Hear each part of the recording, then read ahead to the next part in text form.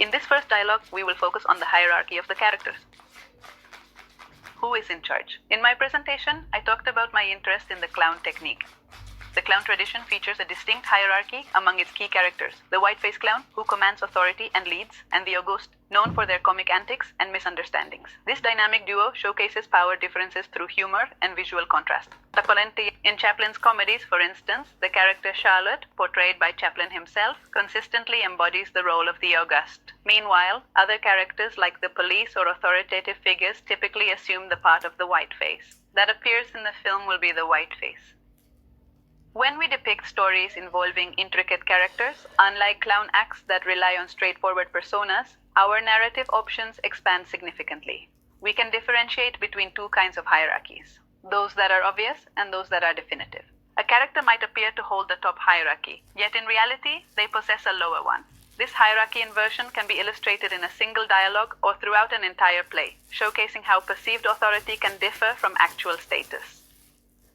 Certain conditions between character pairs lead us to believe one has the highest hierarchy due to their role. We can explore this dynamic throughout the dialogue, revealing how perceived authority may contrast with actual status, enriching the narrative with layers of complexity. Reversing that hierarchy reveals that the one seemingly at the bottom is actually in command. Some conditions help us identify an apparent hierarchy by default. These include the character's role, dialogue, and interactions, which can mislead us into thinking they hold a higher status than they truly do. The first condition under consideration is health. Assuming two individuals, one chronically ill and confined to bed while the other enjoys optimal wellness, we can reasonably deduce that the healthier individual would hold a superior rank. In the film $1 Million Baby, the hierarchy is flipped in the end. Maggie, now quadriplegic, takes charge and makes the ultimate decisions, challenging the initial perception of authority and demonstrating a shift in control dynamics, and is superior to Clint Eastwood's character.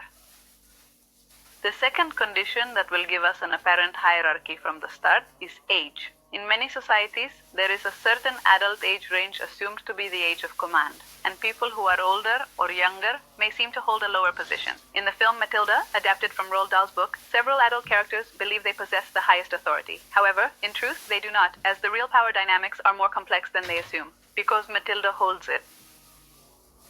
The third condition involves positions of power, such as teacher-student or boss-employee dynamics. These relationships also help us understand the underlying power structures and hierarchies present. Immediately identify who holds the higher status, providing another chance for us to challenge it, similar to what occurs in David Mamet's play Oleana. Here, the dynamic between teacher and student shifts dramatically throughout the narrative.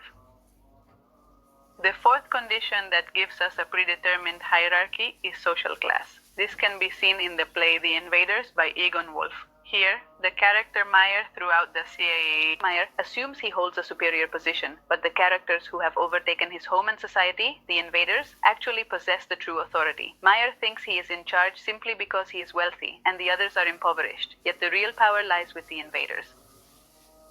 As demonstrated, it's crucial in these hierarchies that the character perceives themselves as holding the top position. In my dialogue 1, I'll reverse two hierarchies, age and social class. This inversion challenges the typical assumptions about power and authority. This scene unfolds between Brenda and her older sister, Gabriella, who holds a superior financial status compared to Brenda. Brenda works as a partner in a local hostel, whereas Gabriella enjoys a more affluent lifestyle. I don't think the hostel job is bad. Actually, I find it enjoyable. However, the key issue is that Gabriella considers it beneath her, which is what truly matters in this context. My thoughts won't be as evident in the dialogues as the characters' own thoughts and perspectives will be. Let's remember that this first dialogue takes place on Saturday when Gabriela arrives in San Luis Potosí after running away from her wedding. When Gabriela arrives, she does so with unwavering confidence, ready to challenge Brenda about decisions made in her absence. Yet, beneath this facade lies a desperate need for assistance. She comes seeking support from her sister. Throughout their interaction, we'll witness Gabriela maintaining the appearance of being fully in charge while slowly unveiling her true vulnerabilities. Currently, I'll present only key parts of the dialogue. For those interested in the complete version, I'll provide it in the additional resources section for further reading. The dialogue starts like this. It's nice. We want to paint it. What color? With murals, especially on that wall. Oh, how nice. Do you have a lot of people? On vacation. How long has it been since I last saw you? I don't know. 3 years, 5. Of course not. It's not been 5 years. Did you turn 30 and we missed celebrating it? Time flies so quickly. You look great. Have you lost weight? You didn't go vegetarian or anything, did you? That can be terrible for your health if not done right. There are nutrients in meat that neither lentils nor almonds have. You need to take supplements if you become a vegetarian. You know that, right? I'm not a vegetarian. That's great. Did you know the name here?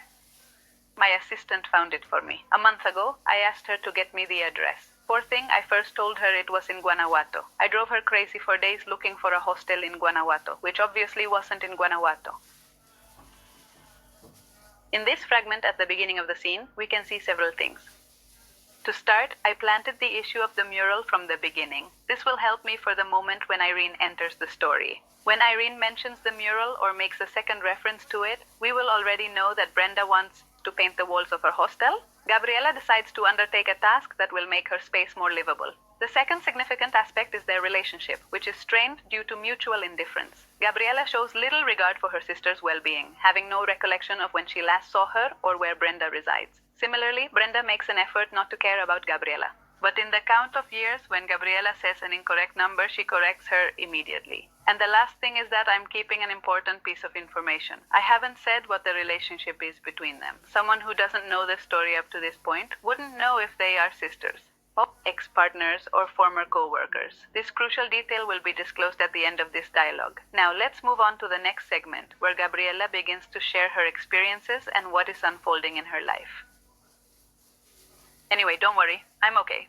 There's no police pursuit or anything like that happening as far as I know. Everything is under control. But something did happen. I ran from something important. Turns out I was supposed to marry today, hunt, married, dress, banquet, groom, bouquet, and all those things. I got engaged 6 months ago. I didn't know you had a boyfriend. Did you leave him at the altar? No? Well, I hope they were aware of it beforehand. I departed early that morning. I turned off my phone, filled the car with gas, and started driving. When I realized it, I was already following the signs to Querétaro, and one thing led to another, and now I'm here. In fact, that's why I wanted your address to invite you, but I didn't invite you. Sorry about that, I hope it doesn't bother you. In this second fragment, we already know that Gabriela escaped. Here we still don't know what the relationship is between them, but I revealed a second secret that I will keep until Irene appears in this story, which is the identity of Salvador. I won't mention he's a renowned author or that he's 79 until Brenda arrives. Let's introduce a third and final part of this dialogue, concluding this conversation, to maintain the suspense and intrigue surrounding his identity, where we will uncover the connection between them and where I will complete the reversal of the pre-established hierarchy, altering the expected order. You want to stay here? Because no, we don't have any sweets. What's the cost for the night? I can't make my sister pay for a night on the worst mattress she's ever experienced. Have you had anything to eat? At this moment, the hierarchy is completely inverted because Brenda assumes the role of being Gabriela's protector. And also at this point, it is already established and clear that these two characters are sisters. During this dialogue, I kept some information, but I could have started with a dialogue that said something like this. It's not normal to open the door of your hostel and find your sister whom you haven't seen in 5 years. Of course, engaging in such a conversation would have provided me with all the necessary information up front, yet we would have missed out on observing an essential aspect. Which sister truly values their relationship enough to remember the number of years they haven't seen each other? And we would also miss that insight entirely. Speculating about their relationship becomes intriguing. The more the character's dialogue conceals, the more effort readers or viewers must exert to decipher it. This hidden layer invites engagement, prompting audiences to unravel the nuances of their connection. I opted for theater notation to structure my dialogues, placing the character's name at the start. This method simplifies the process for me, ensuring I don't lose track and always know which character speaks next. It provides clarity and keeps the conversation organized, enhancing my writing efficiency. This notation issue can lead to many uncertainties. Sometimes it's unclear whether to use dashes, quotes, or the character's name. I want to assure you that you have considerable freedom in this regard. I recently read a novel titled Every Day is Ours, which exemplifies this flexibility in its narrative style, by Catalina Aguilar Mastreta, and in that novel, Catalina includes a scene where she uses theater notation. She writes mom, me, and she begins to develop a conversation in this manner. This unique approach is exclusive to this chapter when it comes to Catalina's dialogue style. Elsewhere in the book, dashes are employed instead, if necessary. use this way of writing dialogues in your story or novel, I think it will be enough to know that someone else has already done it. In the next lesson, I will write dialogue 2, which will be about the description of the character's environment.